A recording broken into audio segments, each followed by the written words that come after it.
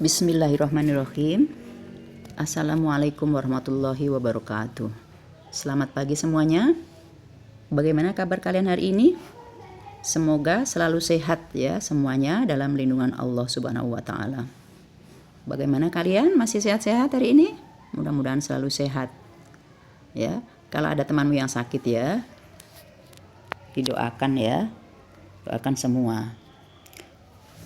Baiklah, pada hari ini kita akan belajar tentang teks persuasi. Ini adalah jenis teks yang terakhir pada semester ganjil ini. Sebelum kemarin-kemarin kita sudah membahas 3 jenis teks. Masih ingat ya apa 3 jenis teks tersebut? Benar. Yang pertama itu teks berita, kemudian teks iklan, yang ketiga eksplanasi, dan yang sekarang terakhir teks persuasi. Sebelum lebih lanjut kita membahas tentang teks persuasi, ya, terlebih dahulu kalian harus tahu ya kompetensi dasar yang harus dikuasai setelah kita belajar tentang teks persuasi, yang yaitu menelaah pengertian, tujuan, ciri, serta menyimpulkan teks persuasi yang sebentar akan kamu baca. Tujuan dari pembelajaran ini yaitu kalian setelah belajar ini nanti dapat mengidentifikasi atau menandai ciri, tujuan, serta menyimpulkan teks persuasi. Sebelum kita membahas tentang materi teks persuasi, terlebih dahulu kita baca dulu contoh teks persuasi. Contoh pertama, persuasi yang bertema politik. Pemilu datang lagi, tinggal menghitung hari. Pemilu akbar akan dilaksanakan.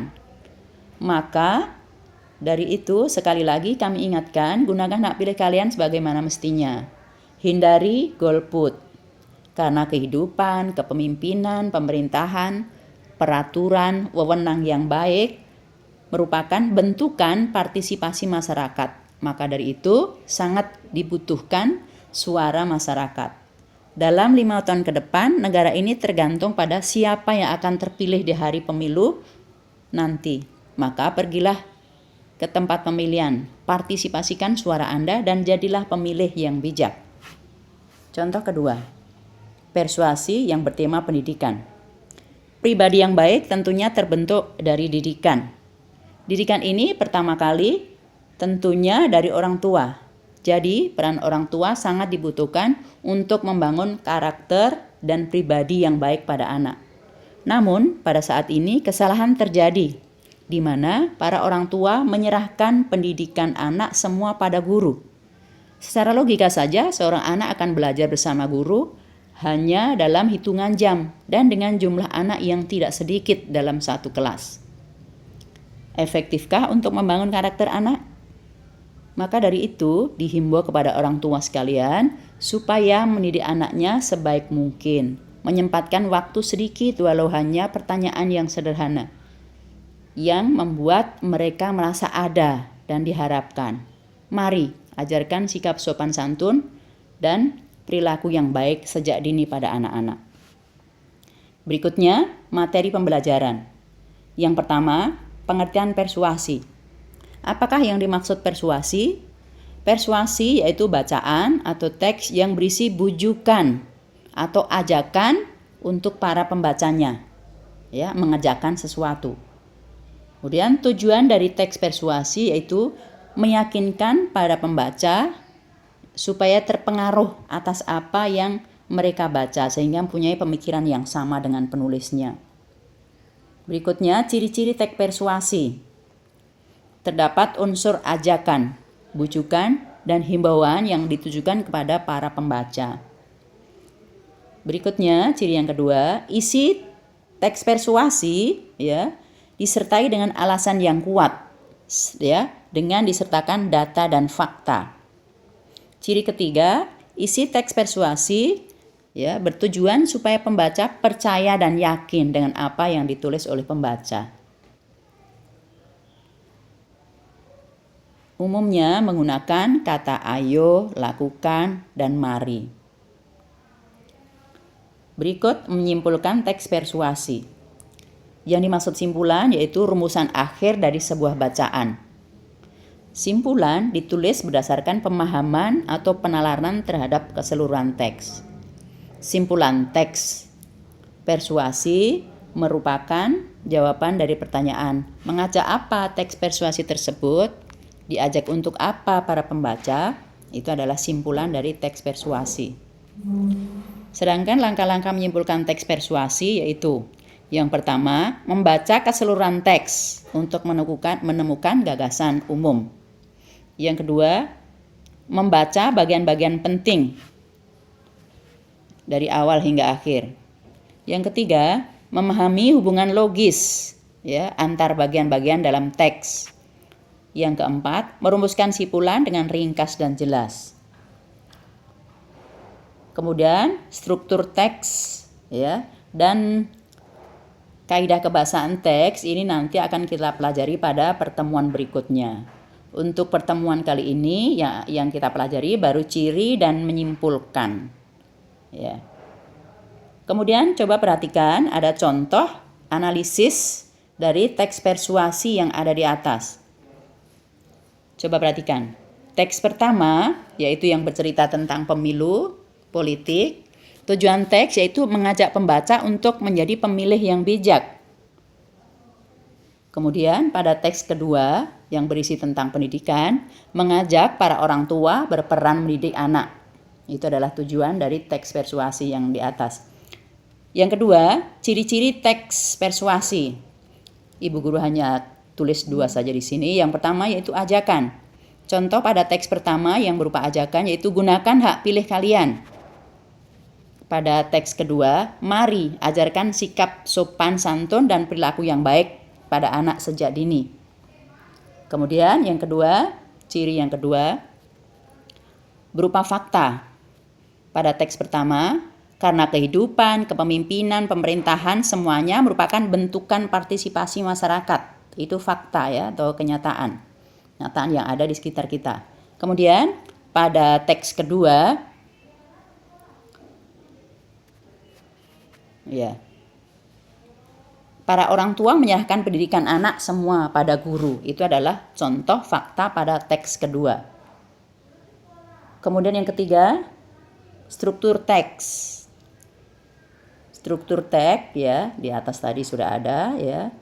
Kita bisa lihat lagi di struktur teks di atas. Ya, ada di situ pengenalan isu tentang apa ya. Jadi teks itu bercerita tentang apa. Kemudian yang kedua, rangkaian argumen, alasan atau pendapat yang ditimbulkan penulis supaya pembaca yakin dengan apa yang disampaikan. Itu rangkaian argumen. Yang ketiga, penegasan kembali. Isinya pernyataan ya, mengulang, menegaskan apa yang sudah disampaikan di awal ya pada pengenalan isu. Hanya ini menggunakan bahasa sendiri serta menggunakan kata konjungsi. Konjungsi sebab akibat. Biasanya ditandai dengan demikian ya, dengan demikian, oleh karena itu, jadi, sehingga, dan sebagainya. Itu adalah struktur teks persuasi. Kita kembali ke contoh analisis ya, yang tadi belum dibahas. Struktur teks pada teks eksposisi yang pertama tentang pemilu. Pengenalan isunya berupa pemilu akbar akan dilaksanakan. Pemilu akbar itu artinya pemilu yang besar, seluruh rakyat ikut memilih. Kemudian rangkaian argumen berisi kenapa harus memilih ya, karena pemerintahan ya yang sekarang ditentukan oleh pemilihnya. Negara tergantung pada siapa yang dipilih. Kalau bagus pemimpinnya, bagus pilihan rakyat, maka bagus juga negara. Sebaliknya, kalau salah memilih, yang dipilih orang yang tidak baik, tidak kompeten, maka rusak juga negara. Itu adalah rangkaian argumen. Penegasan kembali, pengulangan ya dari isu. Partisipasikan suara Anda sama dengan suruh memilih yang pertama ya. Partisipasi itu artinya ikut ya, yang sudah punya hak suara supaya ikut memilih. Itu adalah teks yang pertama. Kemudian teks yang kedua tentang pendidikan. Pengenalan isunya yaitu pribadi yang baik terbentuk karena didikan orang tua. Rangkaian argumen, guru hanya mengajar beberapa jam saja di sekolah. Ya, kemudian siswa yang diajar terlalu banyak. Selain itu juga pelajaran yang harus disampaikan ya, itu juga terlalu banyak materinya. Jadi pendidikan karakter di sekolah ya hanya sedikit ya waktu yang dipunyai oleh sekolah. Kemudian penegasan kembali. Anak, orang tua harus mengajarkan sopan santun dan perilaku yang baik ya, diajarkan sopan santun dan perilaku yang baik. Itu adalah struktur. Kemudian simpulan teks. Simpulan teks yang pertama tentang politik, kita harus menentukan pilihan dalam pemilu karena baik buruknya pemerintahan tergantung pemimpin yang dipilih oleh rakyatnya. Kesimpulan yang kedua tentang pendidikan karakter, keberhasilan pendidikan bukan hanya diserahkan pada guru, tetapi orang tua juga harus berperan mendidik anaknya. Itu adalah contoh analisis dari teks persuasi. Sampai di sini jelas ya? Ya. Kalau tidak, kalian nanti bisa buka lagi, ini videonya akan disampaikan. Sekarang kita masuk ke latihan tugas. Ini latihan yang pertama ya. Coba perhatikan. Cermati teks persuasi berikut. Kemudian jawablah pertanyaan-pertanyaan di bawah ini seperti pada contoh di atas. Seperti pada contoh ini. Ya, ini adalah contohnya. Ada 2 teks persuasi. Kemudian ada soal-soal instrumen ya yang dianalisis, tujuannya apa, ciri-cirinya, struktur, dan simpulan. Sekarang yang harus kamu kerjakan ya, membaca dulu teks pertama tentang kesehatan, kemudian teks kedua tentang lingkungan. Baca dengan cermat ya, seperti yang tadi ada langkah menyimpulkan di situ, kamu lihat ulang. Kalau sudah dibaca dengan cermat, dijawab pertanyaan-pertanyaan yang ada di kolom ini. Ya, boleh dijawab di kolomnya langsung, boleh juga dijawab enggak usah memakai kolom ya, langsung dijawab nomor 1.